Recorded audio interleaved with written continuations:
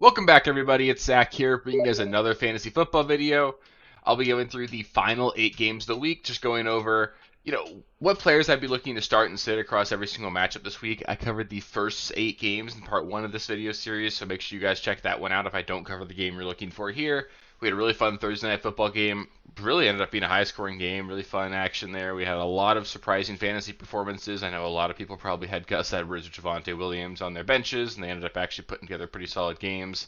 Especially Gus Edwards, kind of out of nowhere, putting up a pretty decent stat line along with 2 touchdowns. So that one kind of sucked if anyone left him out there. I know Cortland Sutton didn't do a whole lot, but we got a lot of production in general. It was a fun game to watch, and hopefully you guys are off to a good start to your week here. Obviously, semifinals, we got some really important decisions to make. We want to make sure that we're as informed as possible, making the best decisions we can, making sure we get those lineups set and make the right decisions going into the week because it's win or go home right now. So if you have any specific questions, just let me know. I'll go through each of the games, and again, any specific questions, just let me know in the comments, and I'll do my best to help you guys out there. Starting things off with the Browns at the Bengals. Honestly, not really very excited about what the Browns are going to offer for us. We've heard that they're going to be going to DTR, Dorian Thompson-Robinson, over Jameis Winston, and that certainly has a negative impact all the way downstream their roster there. Jerome Ford, he's a solid running back too. I still think they'll be able to run the ball relatively effectively against the Bengals' run defense, which is just not good at all. It's pretty easy. We saw like Tajay Spears and Tony Pollard both score last week. A lot of opportunity there for the running backs to put up points. So I think Jerome Ford's a pretty solid running back too if you need him. David Njoku, he's a low-end tight end option. I'd prefer to bench him, to be honest. He's coming off a hamstring injury. He's obviously got a banged up, or just not a very good quarterback. So you got one of the worst quarterbacks in the NFL throwing to him. He's kind of the number 2 in the pecking order there with Jerry Jeudy sort of coming on in. We don't even know how healthy he is. So you can play Njoku, but I hope you have better options. It just feels way too risky for me. I would look to your better option if you have something else there. Jerry Jeudy, low-end flex play for me. I don't think he's a must-start by any means. I know he's been phenomenal lately, and the matchup is great, but DTR really is just, he's worse than the Bengals are. So I don't really think that Judy's going to put up a really monster performance here. Makes Elijah Moore like a non-starter. There's no way you're considering him, or Cedric Tillman if he's back. Judy, I don't want to play, but again, he's been so good you can. It's just don't expect him to be the reason you win this week. And then for the Bengals, it's easy. You're starting Burrow, Chase Brown, Jamar Chase, T. Higgins, nobody else. Same thing every single week. You're starting those guys. The Browns are not a matchup that should scare you here. Next up, we got the Titans at the Colts. For the Titans, they're also making a quarterback change, going to Mason Rudolph, and honestly, that doesn't change a whole lot for me. Still think Calvin Ridley's a solid wide receiver 3. He and Rudolph have put up some pretty good games so far this season when Rudolph got the opportunity to start, so I feel okay about that. Tony Pollard, he would be in for me if he plays, although just keep an eye on it. He didn't practice on Wednesday. Clearly banged up. He left the game early last week with the ankle injury. Did come back in and get a couple more carries, but Pollard is clearly not 100% right now. Does have some contract incentives. I think he needs to get like 180 more rushing yards and 2 more touchdowns over the final 3 weeks to hit some pretty significant contract incentives for him. So I'm sure he'll be trying to get out there on the field. Obviously, he wants to score here. So I think Pollard you can play, but it makes Tajay Spears an okay start regardless. If Pollard sits, I think Spears would be a really awesome like high-end running back too. He's a great pass catcher. He'd get basically all the work without Tony Pollard in my eyes there. So I'd feel pretty good about Tajay Spears regardless. But if Pollard misses, I think he's pretty much a must start if you have him. For the Colts, Jonathan Taylor, he's in, and I think that's honestly going to be it. I don't really want to play Josh Downs in this matchup. I definitely don't want to play a guy like Michael Pittman, Adonai Mitchell. Those guys are not in play. Anthony Richardson, if you're super desperate, like super significant underdog, I could see you considering it, but like I think there are a lot better streaming options out there. I hope you can do something better than Richardson because he could very easily be the reason you lose in the fantasy playoffs, and I don't want to even consider him as a starter for me this week. Next up, we got the Vikings at the Seahawks. For the Vikings, I think it's pretty easy. Justin Jefferson, Jordan Addison, Aaron Jones, and TJ Hawkinson should all be in your lineups here. The Seahawks are not a very great defense. They just got absolutely just dominated by the Packers at home last week. There's no reason the Vikings can't do the same thing here. So you're playing those guys. Sam Darnold feels like an okay streaming option here if you need to go there. I think there are better options out there. I'd prefer guys like Purdy, Aaron Rodgers, Jordan Love, if he's out there, like those kinds of players I'd be playing over Sam Darnold, but I do think you could do worse this week. So Darnold's a guy, he's on the fringe. You can consider playing him if you need to. For the Seahawks, hopefully Geno Smith suits up. I'm not going to stream Geno Smith or anything here, but he's just such a level up compared to Sam Howell that the entire offense takes a hit if he can't play. I think he's going to play along with Kenneth Walker here. They both got full practices in on Thursday. So I view Kenneth Walker as a low-end running back too, kind of risky. Like super high upside with him. He's obviously always one play away from a fantastic fantasy outing, but the Vikings defense has been phenomenal against opposing running backs. It's very, very difficult to run on this Vikings defense, and they just force you to throw on them. So Walker, you're hoping he catches some passes. Zach Charbonnet, he's dealing with an injury of his own, an oblique injury, so if he misses and Walker plays, there's just no way you're benching Walker. Like, it's not like Charbonnet was taking a lot away from Walker, but he was a pretty decent pass catcher, and it was taking some volume there. So Walker's a guy, you're playing him as a running back too. And just understand that there's a pretty wide range of outcomes there. He could be a guy that gives you 2 fantasy points, and he could give you 30. So yeah, I don't know what to tell you to do with Walker there. I would be personally playing him, but just of course bake in the risk there. JSN, he's in for sure. Again, this Vikings defense is one you can throw on. I think they'll have a lot of success there with JSN. Tons of volume. He's the wide receiver 1 for Seattle. You're playing him. And then DK Metcalf, he's a flex option for me. I think you can play him, but I really don't like it. It's been like 6 weeks since we've seen him do anything. It feels really rough. He's the clear wide receiver 2 in the offense. There should be some rain in this game. The Vikings defense, it's not bad by any means. Stephon Gilmore is a great corner. There's a lot of reasons to be upset and just unexcited about what DK can do for you. So you can play him, but of course there's a lot of risk. I view him as a low-end flex option. Next up, we got the Patriots at the Bills. For the Bills, it's really easy. Josh Allen, James Cook, their auto starts. This is a game they're probably going to win by 3 touchdowns. Bet James Cook and Josh Allen combined for 5. So, like, you're playing those guys for sure. It's just too easy to consider them starters here. Khalil Shakir, though, feels like the only other, like, auto start for me for the Bills. He's a guy that they're manufacturing touches for. Has just played really well for them, really reliable. Has been their most reliable pass catcher this season. I'd be playing him as a solid wide receiver 3.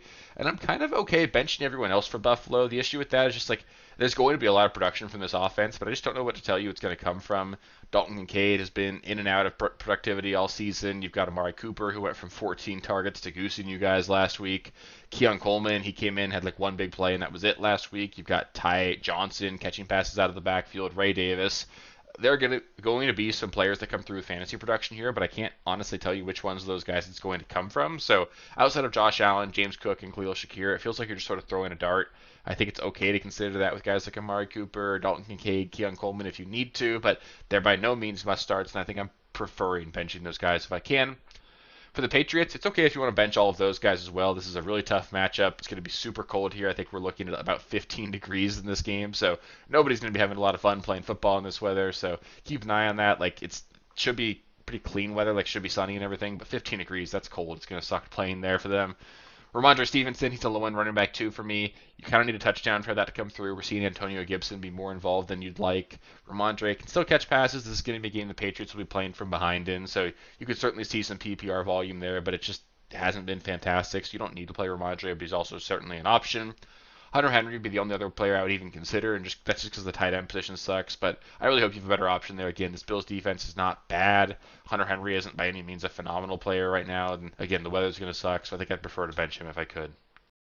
Next up, we got the Jaguars at the Raiders. For the Jaguars, Brian Thomas is a must-start. He's a stud. He's a wide receiver 7 on the year in full PPR, and he's done that with a backup quarterback and a starting quarterback that played like a backup all year, and he's missed some time with injury. So Brian Thomas is a stud. He's going to be a rock star the entire rest of his career. He's a guy we're must-start. We're just starting every single week, especially in a plus matchup here against the Raiders. Travis Etienne feels like a low-end running back too for me. The Jaguars sort of went back to him last week as the lead back in the offense. He and Tank Bigsby are both like low-end options if you need them, but I'd prefer Travis Etienne. Just more pass-catching volume available there. Got more carries as well last week, so I think I'd prefer Etienne to Bigsby. You can play him, but of course you don't have to. He hasn't been phenomenal really at all this season, so don't need to go there if you don't have to. Brenton Strange, he'd be the only other option here for Jacksonville, a low-end streaming option. Caught 11 passes last week, still only had 73 yards, I believe. So it's not like he was a world beater, but he was extremely involved. We saw Parker Washington have a massive game like that just a few weeks ago, so I can't honestly tell you this is going to be something that's going to be like repeatable. The Raiders are a defense you can take advantage of, but I don't think it's a game the Jaguars will be like trailing in. The Raiders can't really score a lot of points, so I don't really want to go there, but if you need to, it's an option. For the Raiders, Sincere McCormick, kind of sad. He was looking pretty good for them, but he's on IR now with that ankle injury. Makes Amir Abdullah not the worst option at running back if you need him. I'm flexing him in a 12-team league with 2 flex spots, so he's a guy that I'm at least considering playing if you need him. Full PPR, pretty much only half PPR, he'd be okay, but he should catch a lot of passes. You're going to get Aiden O'Connell back, so there will be increased upside for this offense. You've got Alexander Madison, who might get more carries, but he just hasn't looked very good. He fumbled last week. They clearly trust Amir Abdullah more, and Abdullah's looked good when he's been given the opportunities, so I feel okay playing Abdullah if you need to. Outside of him, though, Brock Bowers, he's in, and Jacoby Myers, he makes my lineup as well. The Jaguars' defense is horrendous. You're getting Aiden O'Connell back. That's a huge boost for Myers. You're playing Jacoby Myers and Brock Bowers here. Next up, we got the 49ers at the Dolphins. Hopefully, we can get some offense in this one for a lot of reasons. I've got a lot of exposure to the Dolphins in my biggest money league here, so hoping I can get some points from Achane and Jonnu. Also, really tough decision I'm making this week. I've got Purdy and Tua along with Aaron Rodgers. I still don't really know which one I'm going to stream.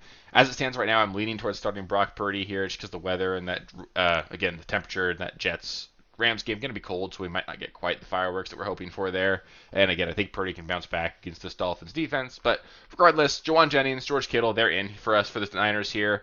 I don't want to play Deebo Samuel. He's playing just horrible, horrible football right now. It doesn't look good. I can't do it. There's no way I'm playing Deebo here. Brock Purdy, he's a fringe starting option. Like I mentioned, I view him as like a low-end quarterback one. I think he'll bounce back from last week. It's just a matter of how well he does that. The good news there for Purdy, though, is that Isaac Crendo likely to miss this game, and that just means this entire offense is going to have to flow through Purdy, and I don't think the Dolphins' defense is one that scares me. Weather should be good. It's in Miami, so I feel pretty good about Purdy, but again, just you're not going to have to deal with what you had last week. With Isaac Guerrero missing this game, I think Patrick Taylor is the pivot if you need to go there, but I really don't have any confidence. He had 0 touches last week. Not a guy that they were like even working in or sprinkling in. I could see Israel Abanikanda getting some work. They've got Keyshawn Vaughn there. Neither one of those three players is really good. Patrick Taylor obviously is the most familiar with the system. It's probably going to be a running back by committee situation. Patrick Taylor will probably have the pass catching role, so that's the most reliable and valuable. But like if they brought Abanikanda in on the goal line, that's certainly something that could happen. He's a big bodied back there, so it's tough for me to tell you what to do there. I just kind of lean away from it in general without Guerrero there. For the Dolphins, Tua, he's a low-end starting option. Again, I'm likely going to bench him for Purdy, so I don't think you need to play him. Played really poorly last week. You're not going to have Waddle in this one. But with Waddle out, Devon Achane, Tyreek Hill, and Jonnu Smith, they're all in. They're must-starts. The entire offense is going to run through those three players here. Moving on to the Sunday night game here, we've got the Bucs at the Cowboys. For the Bucs, Mike Evans and Bucky Irving, they're both in for sure. Mike Evans, he needs like 252 more yards over the last 3 weeks to get to his 1,000-yard total. It's been really important to him for his career to have that every single year. He's running on like the longest streak ever to start a career in terms of 1,000-yard seasons. He's going to get it. He's going to go out there and ball out. So you're playing Mike Evans, you're playing Bucky Irving. Those guys can be monsters for you this week. I feel really solid about Baker Mayfield and Rachaad White as well. Rachaad White just keeps getting it done. It's kind of been almost feeling fluky because he just keeps scoring touchdowns, but he's a good player. He's just not as good of a player as Bucky Irving, but a quality pass catcher and a high overrunner. I feel good about Rachaad White there. Along with Baker Mayfield, he's probably going to throw 3 touchdowns in this one. I feel good about that. Cade Otton, low-end streaming option. You kind of need a touchdown for him to come through, and they've kind of gone away from him with Jalen McMillan coming in, so I don't really love Otton, but you can play him if you need him. Taylor McMillan, like I mentioned, not the worst flex option. Again, you're kind of chasing 2 good games, but he's a rookie coming on with 2 really good games. They're targeting him a lot more. It's not unheard of to see these rookies sort of come on late in the season. You just kind of got to call your shot with it. I view him as like a low-end flex play. I'd be okay playing him, but by no means do you have to. For the Cowboys, Rico Dowdle feels like a decent play. The Bucs are a pretty solid run defense. They're certainly much better than the Panthers defense the Cowboys played last week. Dowdle had like 150 rushing yards, but no catches, no touchdowns. Like I think you'll be okay with him. He's just like a low-end running back 2 for me. You're hoping he scores a touchdown. Hopefully he catches a couple passes as well, but you don't need to play him. It just depends on what you have available. CeeDee Lamb, he's in for sure. And the other guy I'd look at is Jake Ferguson. Solid streaming option. I would play him over Otton if I had to make that choice, especially in PPR. More integral to the offense. I think they're both pretty likely to score, or both as likely to score, and I think Ferguson's just more important to the Cowboys offense right now. And the last game of the week here is going to be the Saints at the Packers. The Saints are a mess. They're going to probably lose by 21 in this game. Alvin Kamara is unlikely to play. We got a report today that the groin injury for Kamara might even be season-ending, so that really sucks for Kamara. I think he was just short of 1,000 yards rushing as well, so he might not get that. He still never had a 1,000-yard rushing season, which is shocking to think for Alvin Kamara. But without Kamara there, the Saints are now missing their quarterback, their running back 1, their wide receiver 1, their wide receiver 2, and arguably their tight end 1 in Taysom Hill. So basically their entire starting offense is no longer playing. That means that the Packers defense should be in your lineup if you have them. They're probably the defense 1 to play this week. For the Saints, Kendre Miller, really the only Saint that I would even consider starting. They're going to give him a lot of volume here without Alvin Kamara. He's a good player. I think he's actually going to have a pretty solid career in the NFL if he can stay healthy, and he looks good. I think you're going to get 15, 20 opportunities, probably catch a couple passes. I don't know how many scoring opportunities he's going to have, but I view him as like a low-end running back too that you can certainly pivot to if you need him. For the Packers, Jordan Love, he's a starter. Again, this matchup against the Saints doesn't scare me at all. I'm playing Jordan Love if I have him. Josh Jacobs, he's a must start, probably going to score 2 more touchdowns. Like, you got to play Josh Jacobs. Tucker Kraft, fringe streaming option. You probably need him to score a touchdown to pay off, but he's as likely as anybody else really to do that. So I feel okay doing it. The Saints are a good team to target for the tight end position. Wide receivers here for the Packers, though, just super tough. Like, I honestly don't want to sit here and tell you how to rank them. I think all three of them are just pretty much low-end flex options if you have them. Just it's a matter of who you have available outside of them. Christian Watson more likely to come through with a big play. Jaden Reed probably more likely to have manufactured touches, but more consistent volumes probably going to Romeo Doubs. They're all three flex plays. I think they're all three like low-end flex plays, and I'm pretty much okay sitting all three of them as well. But if you need to play them, they're options. It's just, of course, I hope you have better options because I have no confidence in really either one of these guys. That'll do it for the starts and sits this week. I'll be traveling home for the holidays this week, so there will probably not be a Sunday morning live stream. So the next video you guys will get from me will be the waiver wire video for the championship week. So stay tuned for that one. Of course, if you guys do have any start sit questions, just let me know in the comments here. I'll make sure I get back to you. I want to make sure I can help you guys out and get you guys some wins this week and get you guys to the championship. So just stay active there. If you have any questions, let me know. Of course, hopefully you guys found this video useful. If you made it this far, give it a thumbs up. It helps me out quite a bit. And hopefully I've helped you get to some semifinals, and hopefully we can get you guys some championships. So really appreciate you guys. It's been a lot of fun. We got this week and one more to get ourselves some trophies this year. And hopefully I've been helpful for you guys. So yeah, appreciate you all, and I'll catch you with the next one. Peace. Thank you guys for watching. If you haven't already, please be sure to subscribe to the channel, like the video, check out these other videos here if you haven't. If you want more content, please feel free to follow me on Twitter at RealSteelFFB. I'll be more active on there as the season goes on. Thanks. Catch you later.